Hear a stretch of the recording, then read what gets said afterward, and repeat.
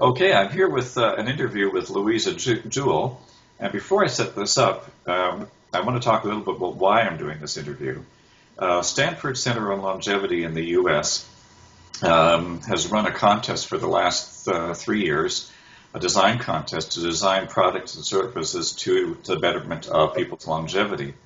And so they're just about to announce their finalists for 2016 in January. And the theme that they're using this year, and this is why I decided to contact Louisa Jewell, I'll more about her in a second, and the theme is using happiness to optimize longevity. So what happens is they award cash prizes for students from universities around the world and entrepreneurial mentorship as well. And the whole point is to design products, as I said, to optimize long life for us all. And wouldn't we all want some of that? So this year's challenge focuses around three areas: mind, mobility, and financial security. So when I heard about this theme of utilizing happiness, I thought of Louisa Jewell, who is the founder and president of the Canadian Positive Psychology Association. So welcome to Louisa Jewell. Thank you. Thanks so much, Mark. It's great to be here. And I've known Louisa a long time, and Louisa is a master at reinventing herself. So my first question really is, with all the different things you've done over the years I've known you, how did you get involved with the Positive Psychology Association, and what attracted you to this subject itself? Well, Mark, it really came out of a need to feel happier. 16 years ago, I found myself actually in a very deep depression. I had just had my daughter, and I was feeling some postpartum, and a number of different things happened in my family that were quite devastating for me. And I really found myself depressed. And I went to see a psychologist. I was even on antidepressants. And what I realized is when I was going to see this psychologist, he was training my brain to think differently. And I realized after a while that if I wanted to take control of my own psychological well-being, that I had to train myself to maintain my own levels of mental well-being. And that's when I discovered that there actually was a scientific study of psychological well-being, and it's called positive psychology. And so I went back to school and I did my master's degree in applied positive psychology at the University of Pennsylvania, and I studied with the field's founder, Dr. Martin Seligman. And I applied, I think I read 6,000 pages of research, and I applied everything I learned to myself, and I have never been depressed since, and I've had some very difficult times. Last year especially was a difficult time, and I was just so grateful to have all of these tools at my disposal to keep myself healthy and whole, regardless of what's going on in my life. So, once I discovered that, it made me stronger and more confident and skinnier, which is part of it too. Which it's about really being able to master what you really want to be able to master in your life. There's so many facets to positive psychology. And so I just knew that I had to share this information. And so I founded the Canadian Positive Psychology Association with a group of like-minded individuals. There's a handful of us. And we founded the association in 2012. And it's been a fabulous journey. So that's about 4 years ago now that we're into 2016. Yeah. So when I hear you use these kind of words, a dominant thing that comes to me is this word, other words that people use, mindfulness and positive mindfulness about what's happening to you and so on and so forth. Does that sort of work into the conversation?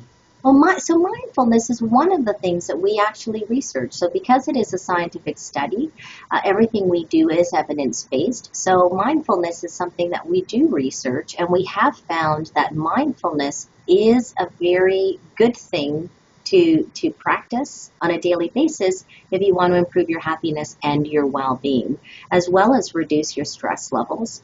And it has so many benefits beyond the mental. It also has many physiological and physical benefits when you do mindfulness. So lots of great benefits. So mindfulness is just one of the things we study in positive psychology because it does improve well-being. So let's get back to the word positive psychology, because I want to lead into this discussion around using happiness, obviously. So, in a nutshell, what is positive psychology? If you could just put it into layman's terms or layperson's terms. So, positive psychology, in a nutshell, is the scientific study of psychological well being and human flourishing. And in a nutshell, that's exactly what it is.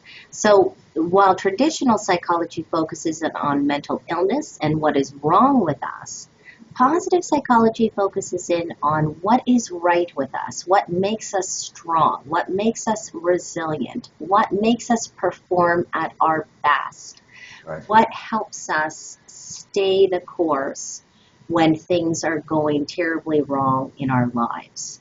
So it's more of a strengths-based study, and it's a kind of balancing out because for many decades, psychology was only focused on the disease model. So it's kind of just a balancing out in psychology on studying what is right. And you used another phrase there when you said the word strengths-based, because there is a strengths-based psychology element from StrengthsFinder, for example, from the Gallup organization. So there's all this connectedness with all of these different It's theories. all connected. Yeah. We use a lot of strengths-based psychology. In fact, Tom Rath now, who leads Gallup, who wrote the StrengthsFinder book, Yes. in fact, is a graduate of the Master of Applied Positive Psychology program. So how old is this? I mean, when did the positive psychology become firmly established? Well, I would say that the scientific study of psychological well-being has been going on for decades. I mean, we could trace it back to William James. We can trace it back to Maslow, right?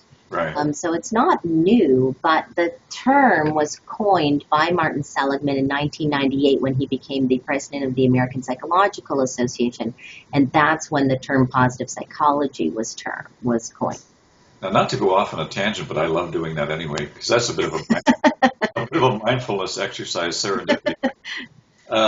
So all of these things really it's an evolutionary process, isn't it? So one theory moves to another theory, and it keeps grows and develops and so on. Exactly. And so how big is the Positive Psychology Association in Canada? Like, what's your membership? What kind of people are involved with that? I'm trying to give you a plug here.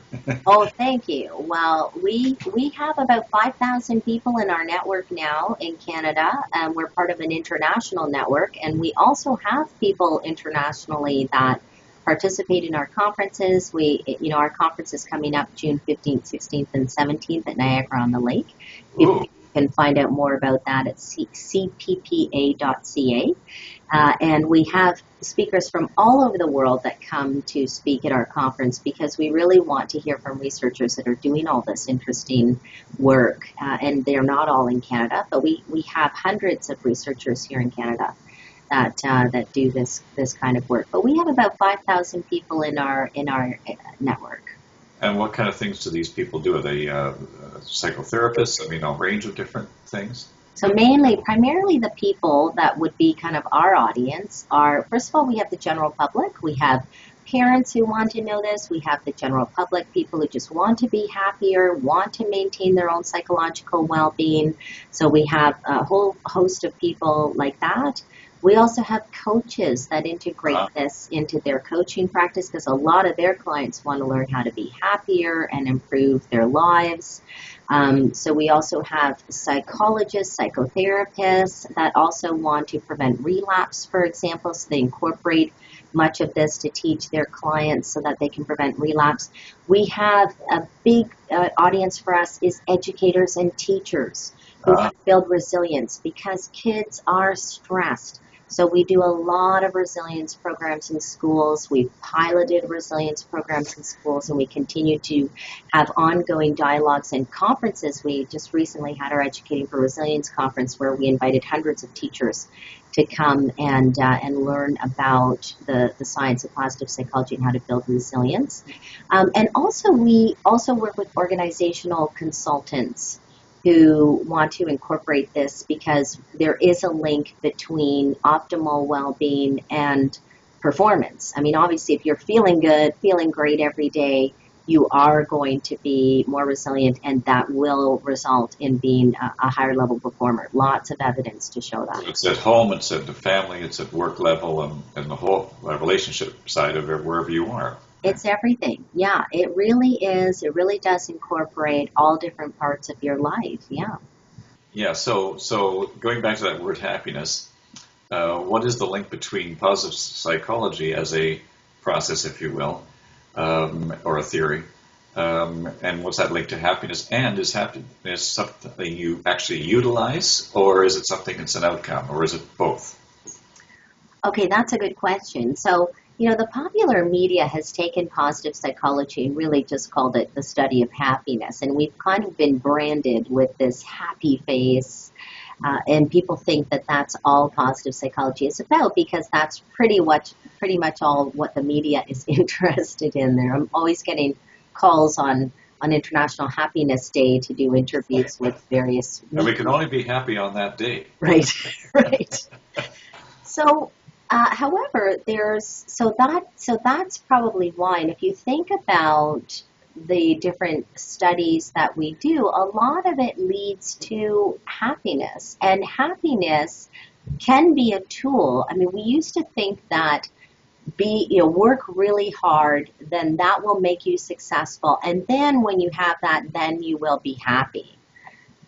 Or work really hard, then you can buy your house. And once I have a really nice home and a nice car and a nice husband and a nice figure and everything, then I will be happy. And really, happiness, what we found in the research is that happiness is a tool.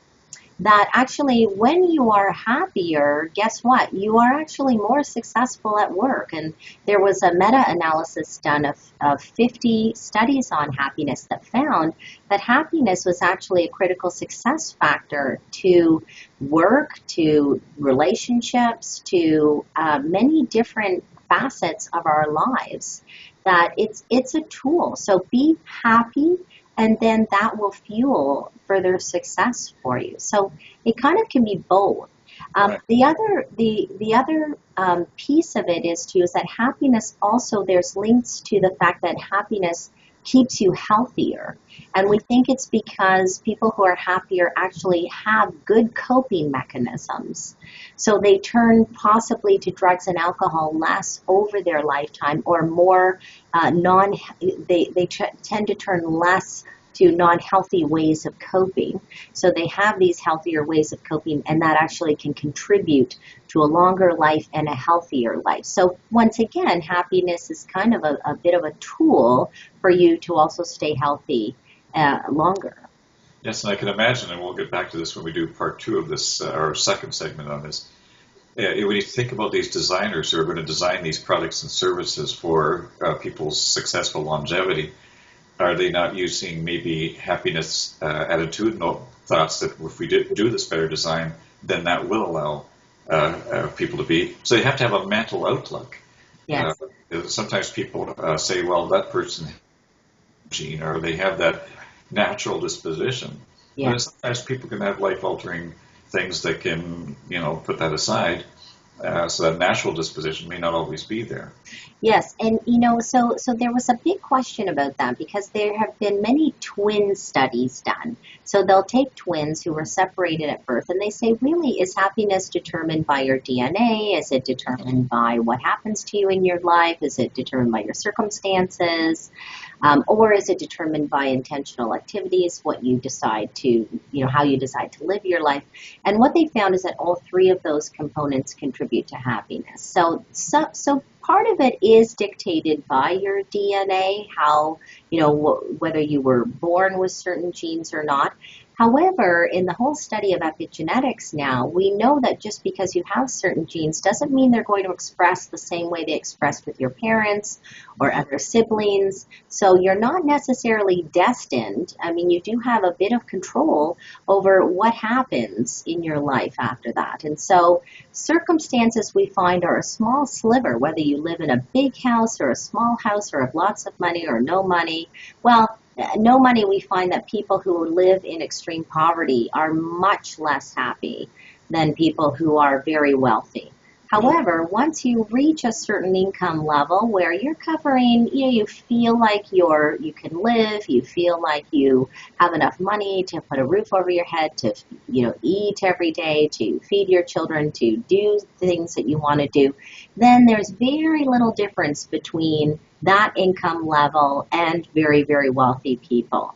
So circumstances, small piece of the pie, and then intentional activities, how you live your life, what you decide to engage in, does make a big difference to your happiness levels. And it's interesting you touched on those last two or three things, because people who are approaching later life or in their later life do have concerns around money, and will it be able to carry me, and am I going to have a social network and all this sort of thing. People do get more concerned about those things. So your life that went up to age 50, 55 might change again. Yes, absolutely. As you move along. Well, I'll tell you what, why don't we take a break right now? We'll come back for a second segment, and we'll get more talking the linkage between all of this and this longevity piece. How's that? Okay. Great, Mark. Great. Thanks, Louisa.